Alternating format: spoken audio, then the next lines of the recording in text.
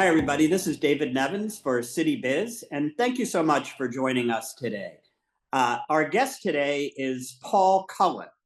I'm not sure whether to refer to you, Paul, as Chef Paul Cullen or rock star Paul Cullen or sommelier Paul Cullen, but you'll bring us up to speed on all that. In any event, Paul Cullen, who has in recent years also become a friend, in all honesty, Paul is the former guitarist for the classic rock band Bad Company that no doubt so many of you are familiar with, and he's more recently moved to Rehoboth, Delaware, and has a whole new set of interests and businesses. Paul, welcome to our program, and tell us a little bit about what you're doing today. So bring our viewers up to speed. Well, David, thanks for having me.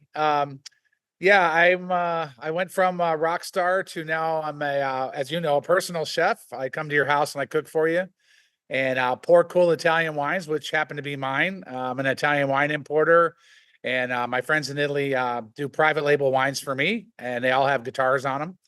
And then yeah, come to your house, cook for you, pour wine, and then I play music afterwards. That's my main job, and from that has spawned several other entities, one being the wine business, and one is Paul Cares, which is our nonprofit, which we just had our fundraiser right here where I am today on Sunday. And it's our third annual concert for the kids. And we have my band Bad River played, and that's me and the guy from the Little River Band. And then we had Melody Trucks from the Allman Brothers family also played. As you can see, there's an auction item right behind me. That's the other thing I do is travel too. So we take people on trips mainly to Italy, although this year we did Cuba, which was just amazing. That's great. Well, Paul, let's start. I wouldn't necessarily call it at the beginning, but let's just bring people up No, to definitely speed. not. Let's start with your years as the guitarist for Bad Company. Tell us just briefly about your rock star days, if you will.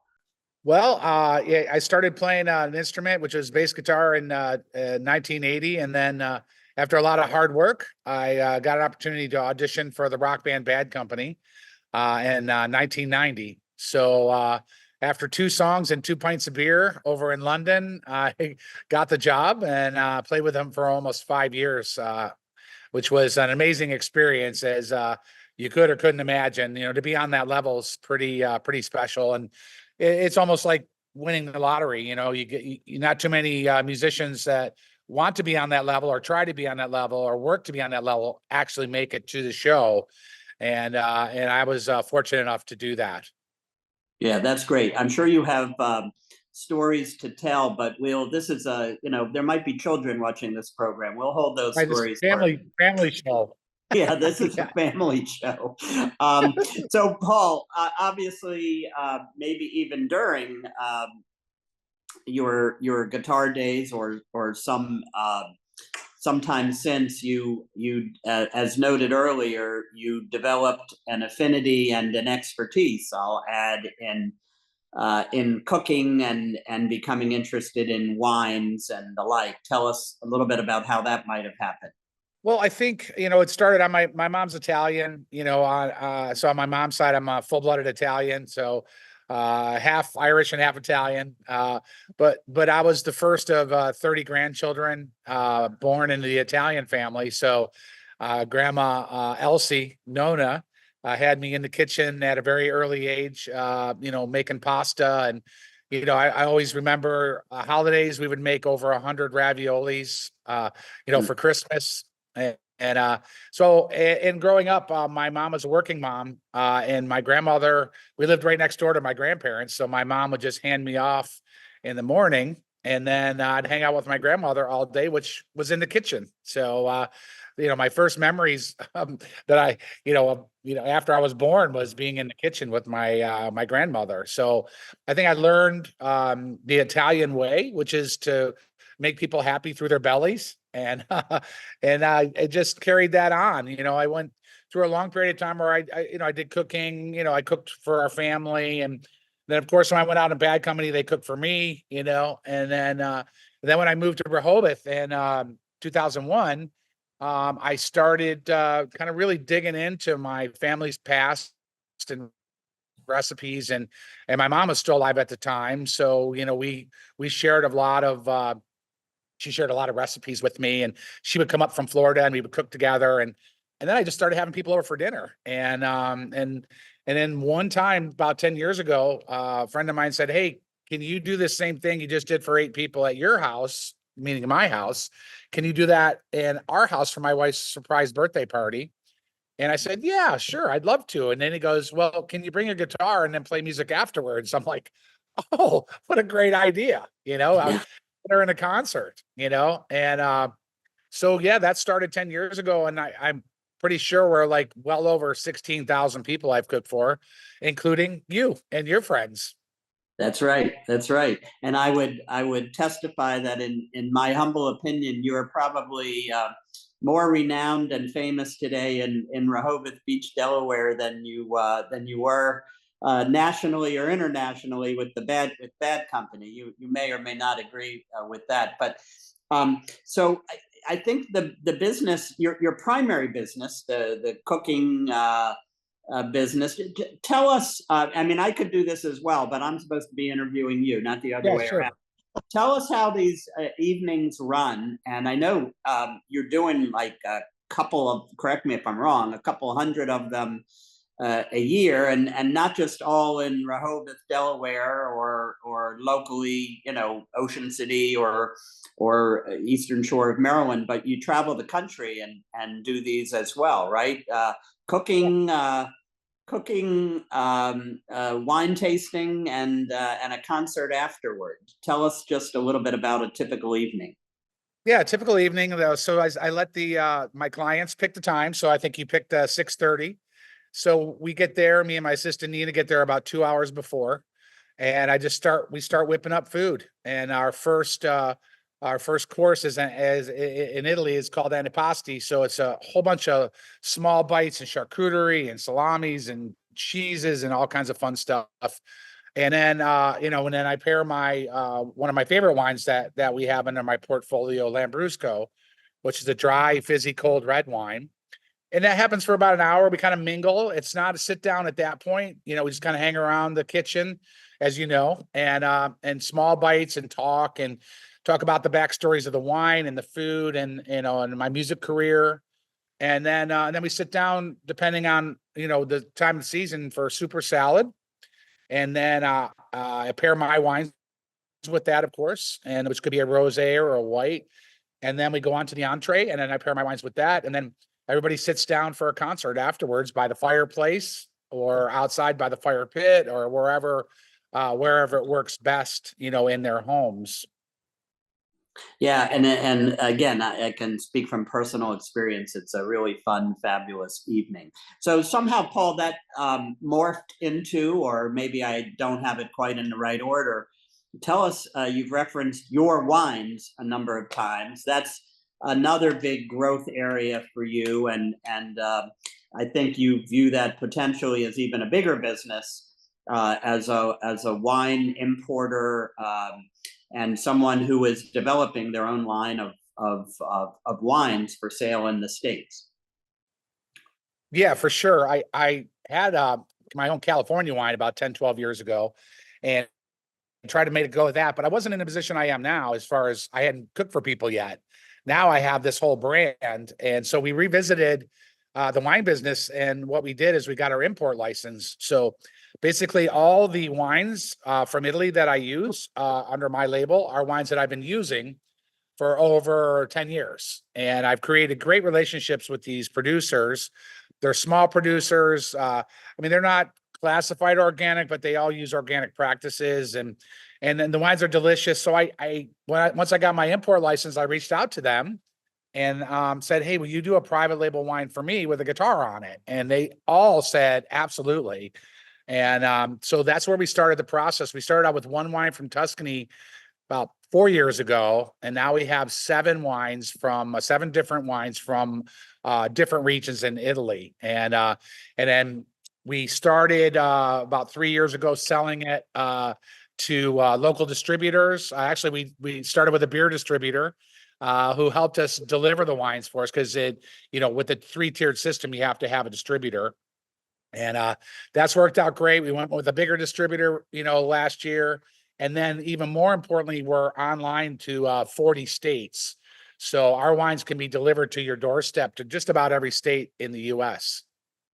And Paul, how would one go about getting those? You have a website, and how do they order? Sure. I mean, paulcullen.rocks, ROCKS. I can't believe that they have that URL. So I grabbed that. When I saw that on GoDaddy, I'm like, oh my God, I got to have paulcullen.rocks. And it's pretty cool because then I have Facebook as Paul Cullen Rocks, Instagram as Paul Cullen Rocks. So it's all about me rocking. And then you go on there and just click on the wine tab. And then it'll tell you where we are in Maryland and DC, and then the link to buy through our Shopify account, and have it delivered to your door. And then likewise, is that how do they go about hiring you or talking to you about a private evening? Same thing, paulcullen.rocks, click on in-home dining. We call it more of an in-home dining experience than catering because we're not dropping off lasagna and baked ziti and a chopped salad. It's an experience. And I think, as the cool part about all of that experience is the backstories that I have with the food and my grandmother and my mom and the wines from Italy. And then, of course, the history with Bad Company. Everybody wants to know what it's like to play in such an iconic rock band. Yeah, no question about it. So I'm interviewing you, Paul. I don't think we're that far apart. I'm sitting here today in Rehoboth Beach, Delaware, over on the Bay side. Where are you? I'm in Milton, Delaware. We have a concert venue. I own 2 concert venues, one in Lewis and one in Milton. And this one's an outdoor one. This is actually an airport hangar that I'm in. And we have a patio out here. And Sunday we did that concert for the kids, and we had over 350 people here. And so, yeah, that's where we are now. We have an outdoor venue, and we have an indoor one in Lewis also, where we bring in national acts like John Ford Coley, wrote Love Is the Answer. Elliot Lurie's played there. He did Brandy Is a Fine Girl. And we bring in regional and national acts through the Delmarva Peninsula. Good for you. I guess I have to get up to speed on all that stuff. I know. How come you don't know about that? I don't know. I should know. Well, I know. Everybody should be on my email list, which when you go on my website, it's the first thing that comes up. A little pop-up comes up in front of you, and you put your email and your name in there. And then I shoot out emails on a regular basis about what's going on. Well, I'm pretty sure I am on your email list, so shame on me. But tell us about, I see over your left shoulder this live auction thing. And as we were chatting briefly before we turned the cameras on, you were talking about some of your travel opportunities. And how does someone who wants to get to know Paul Cullen better and even travel the world with you, how do they end up being able to do that? Yep. Again, it's on the website, and I know all the information's on there because I'm the IT guy also. by default. I build my own website, and so it's food, wine, music, travel when you go to my website, and just click on the travel. And in October, our next trip is October. We're doing a Oceania luxury cruise from Rome to Barcelona. And we're going to be in Tunisia, Sicily, Malta, Sardinia, just to name a few. And then next year, we're going to be going back to Cuba, which we just did recently, which was just an amazing experience. And then that tall sailing ship back here is in September of 2025. And we're going to be sailing because this ship actually sails. It has 55 sails, 5 masts. And we're sailing from Rome to Sicily and back to Rome and hitting all the islands in between, which include Ponza, Stromboli, of course, Sicily. And then we're doing a Tuscan olive oil resort in 2025, end of October of 2025, where that's more of a land package where we visit Tuscany and we do lots of fun stuff every day, and including watching them actually press the olive oil, the olives into olive oil. Wow. Well, I've got to check it out because number one, I just learned something. I knew that that you could eat strombolis, but I never knew it was named after the island of Stromboli. Yep, Stromboli, exactly, and that's how you say it. So in Italian, I don't know a lot of Italian, but I do know how to pronounce stuff. It's not the Veneto, it's the Veneto. It's not Stromboli. It's Stromboli, not Stromboli. Well, that's good to know. Next time I'm in one of the local pizza restaurants of Yeah, Rehoboth, I'll ask for a Stromboli instead of a yeah, and they'll Stromboli. look at you funny. Like, Yeah, what? I think so. Anyway, Yeah. Paul, this has been a great conversation, and I urge any of our viewers and others who might be interested to check out the website. I've spent an evening with Paul Cullen at my home. He and his colleagues do a fabulous job, or travel with him. I haven't done that yet, but we are actually talking to a rock star and a wonderful chef and sommelier and a real good guy. And I urge you to get to know him a little better. Anything you want to add to that, Paul? I think you got it covered. I can't add anything to that. Thank you for joining us today. This has been David Nevins for City Biz, and our guest has been Paul Cullen.